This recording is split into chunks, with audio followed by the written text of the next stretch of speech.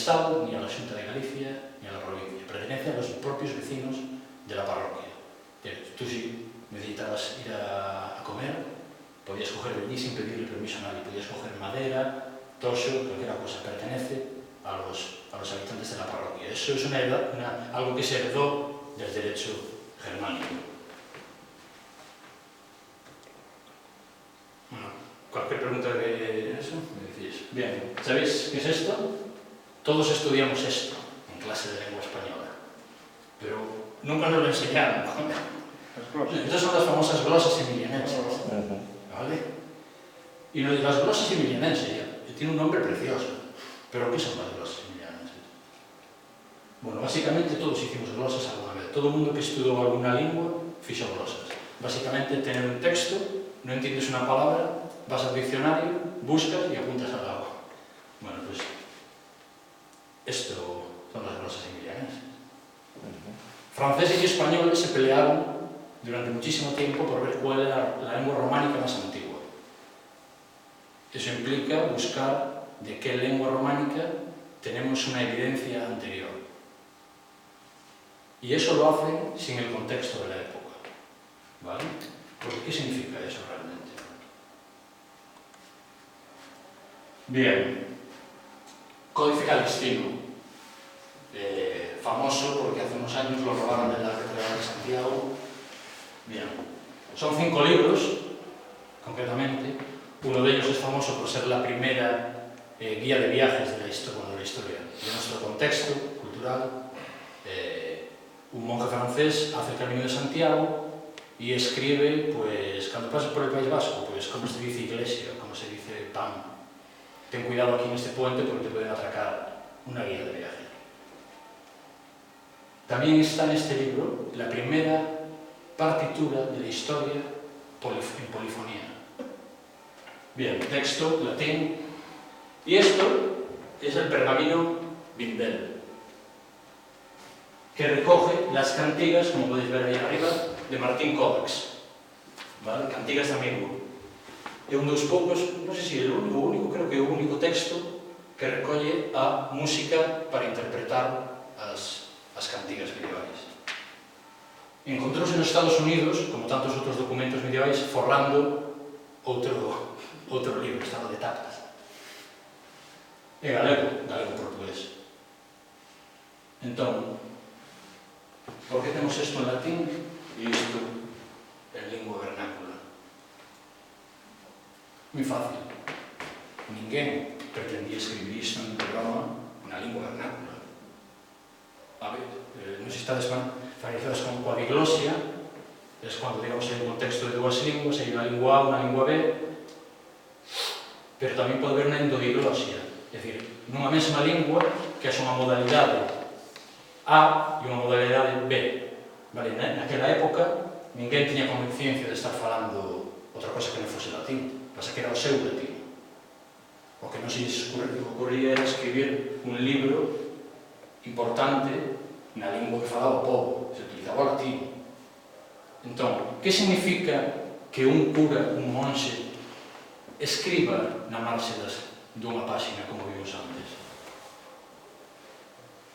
Que non sabía latín.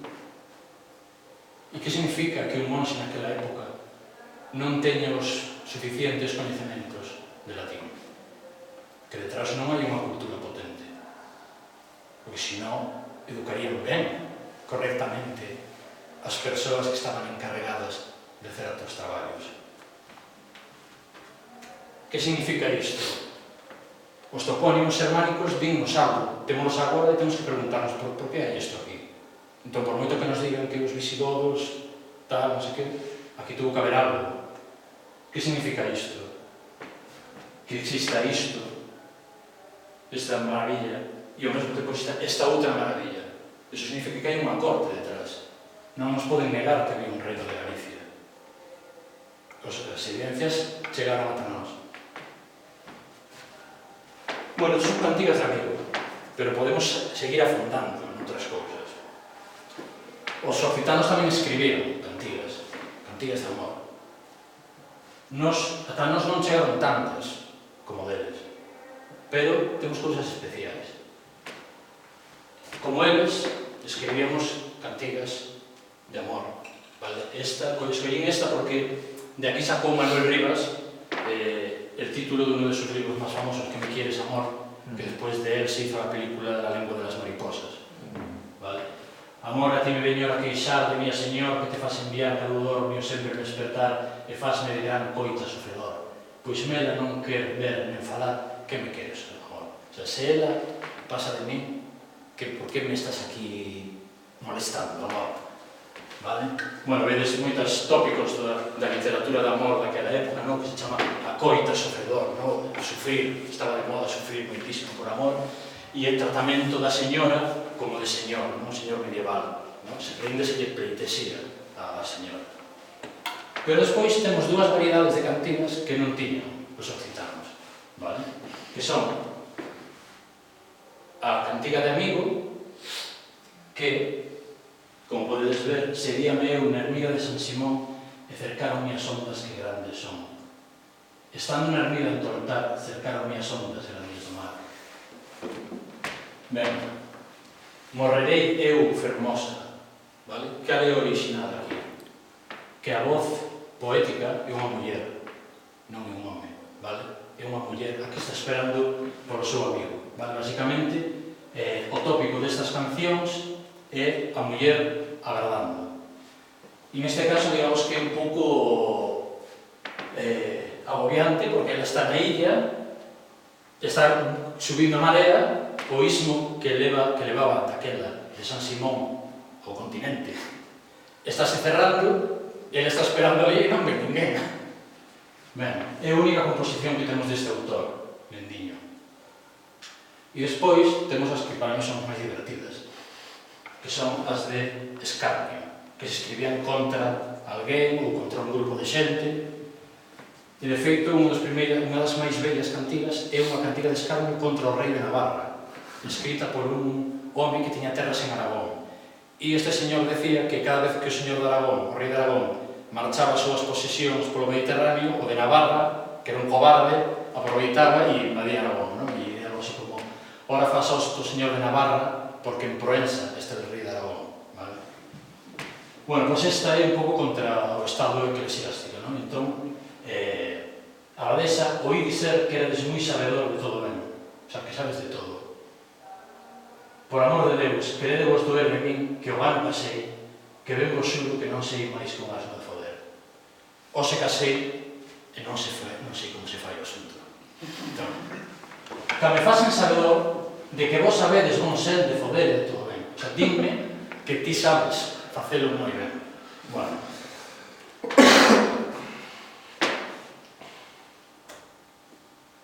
Sigamos. Vale.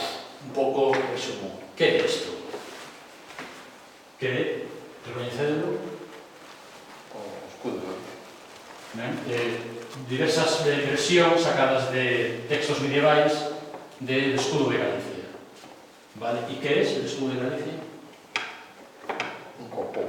Sí, un misterio, vale? Que se chama un misterio cristiano, vale? Algún dirá, joder, que jefes, non? Os galegos que se ponen do escudo de Galicia, ou como se fosen eles cristianos, non? Un misterio. Ben. Deixo un momento. Sobre a manipulación da historia do Estado español. Isto é un libro de historia da época dos meus pais. Digamos que aquí se interpreta de forma moderna un mapa árabe. Vale? Encontrar un mapa árabe e fan esta composición. Mirad como traducen Jalaiquía. A que vos suena Jalaiquía? A Reino de León. Pero un pouco en latín era Jalaiquía. A Menéndez Pidal. Galicia, bueno. Reino de León. Ya está. Bien. ¿De cuándo es el mapa? O mapa original árabe non sei de cando, pero bueno, era naquela época en que había unha división entre Galicia e Hispania. Básicamente, a grosso modo, podemos dicir que na Península Ibérica e tamén fora de todo o territorio romano só permanecen dous nomes de lugar que naquela época fixeron relación a unha entidade administrativa e que sí, que actualmente, ainda que non exactamente cos nas fronteiras, sigan facendo referencia a unha entidade administrativa na que detrás hai siga habendo unha cultura. Quero dicir, tarraconenses, Tarragona existe, pero Tarragona é unha cidade. Galicia e Hispania. Galicia e España son esos dos únicos topónimos que siguen referenciando a iso. Por qué? Por que existen? Porque son antagónicos. A orixe é antagónica. É dicir, na Idade Media Galicia era a Hispania cristiana, de aí que o escudo, o reino de Galicia, fose o símbolo do cristianismo, o misterio da fe. E a Hispania era a Hispania árabe. E entonces eso se utilizaba de forma xenérica. De feito, por exemplo, hai un mapa árabe que se atopou que puña os vascos, que pon, son galegos de Oriente. Non significa que se sean administrativamente galegos, significa que son cristiáns desa zona no Oriente. Vale? Bueno, moitas destas cousas, todo isto realmente é descoñecido para a grande parte da poboación de Galicia. O que lle contan a xente en Galicia, ou incluso, eu son crítico con eso, o que os galegos se contan a si mesmo, porque os que dan clase de historia en Galicia e todo isto son galegos tamén, e son conscientes da cal é a historia de Galicia. Falaremos sobre isto un pouco máis adiante. Perdón, un detalle simpático, escribían aquí Pelagos. Que é un pallo? Un pallo? Se os digo pallo, tenéis alguna referencia a pallo? Claro. No, El que no es gitano. El que no es gitano. Vale, de aí, Pelagos. Pelayo, ¿quién era Pelayo? ¿Quién fue Pelayo? El rey Astur. Bien, claro. Es una castellanización. El nome máis común desa zona que os falaba antes, na Idade Media, o nome máis común era Paio. De feito, hai un santo galego, San Paio Fontaltar, así desa catedral de Santiago, fuchedes unha vez, lembrades a Porta Santa, o mosteiro grande que está detrás da Porta Santa e o mosteiro de San Paio de Fontaltar. Paio era o nome máis común na Hispania cristiana, o sea, na Galaequia, na Galicia, na Idade Media. Por iso os xitanos lle chaman o que non é xitano Paio. Vale? Os catalanes din muitísimo Paio e non saben que están utilizando unha palabra galega. Bueno, pero que é o galego? Bueno, vimos antes un pouco. Ben, dialectoloxía, galego, galego-portugués, que pasa aí?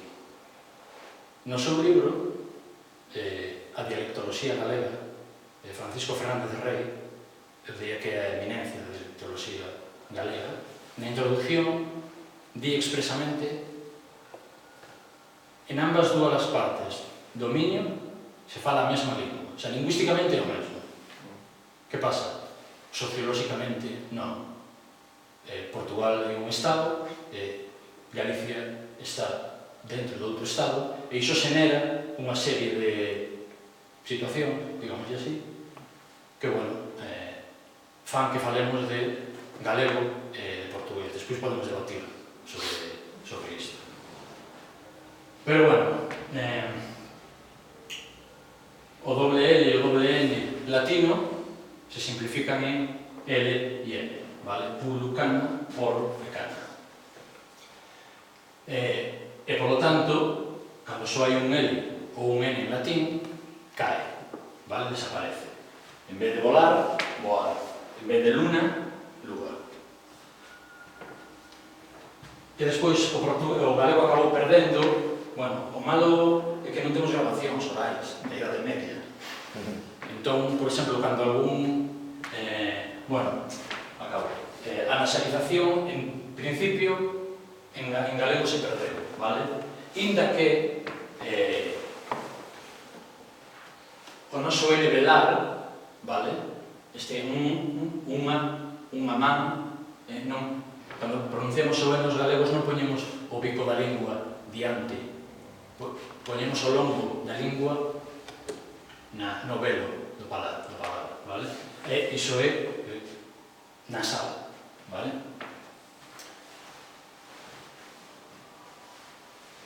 Vale, é unha lingua conservadora, por iso me fai gracia moitas veces cando din que o español e o italiano se parecen. Bueno, lógicamente, en alguna cousa, sí, o catalán e o italiano parecense igual, pois, no vocabulario, están ao lado, nacións mariñeiras, pois, claro, había contacto no vocabulario, sí, pero o español e o catalán son linguas que evolucionaron moito, non son linguas conservadoras como si é o galego e o italiano. O sea, ainda que estén lonxe, evolutivamente parece máis o galego e o italiano que o italiano ou o español ou o francés, vale? Bueno, o tema dos diptongos, vale? Conservamos este texto, cando vexades unha palabra con este asterisco, isto significa, bueno, non se sabedes, que é unha reconstrucción, vale? Non temos ningún documento, que imaginamos que si en latín era así e en galego acabou así, imaginamos que no medio había isto, por eso se chegou. Ben, non sei se se den moi ben. Bueno, estes son os pronomes, átomos del gallego. Es quizás lo más complicado para alguien que va a aprender gallego. ¿Por qué? Primero, porque los pronomes átomos van al final del verbo y no delante, ¿vale? Me llamo Isaac, pero en galego chámame Isaac. Pero eso no es lo peor. Lo peor é que os pronomes, que, atención, isto é un rasgo, non estou dicindo que veñan dunha lingua celta, pero é algo que fan as linguas celtas, aglutinar pronomes detrás do verbo. Por exemplo, cogérmela, vale? En galego sería me máis la, máis a, ma, vale? Colléroma. Mientras que en español se mantienen os dos pronomes, coger me, la, en galego se fusionaría. E temos este pronome, che, que o portugués non ten, e que é moi galego. Pronome dativo de solidaridade. Que significa isto? Que realmente non dá ninguna información gramatical. Cando se imitan os gallegos, utilizas ese pronome. Te es un niño moi rico. Non habéis escuchado este te. Te es un día moi... Bueno, pues eso hacen. Bueno, este te, están traducindo directamente do galego, eche un día caralludo. Eche un día caralludo. Te es un día caralludo. ¿Vale? Que estás pretendiendo con... Tú podrías decir que un día caralludo.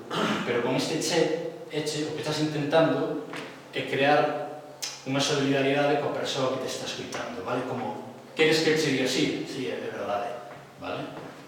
Podes utilizar tamén o vos, se estás falando a varios, claro, pero non, en este caso non hai unha diferencia con te e che. Bueno, por exemplo,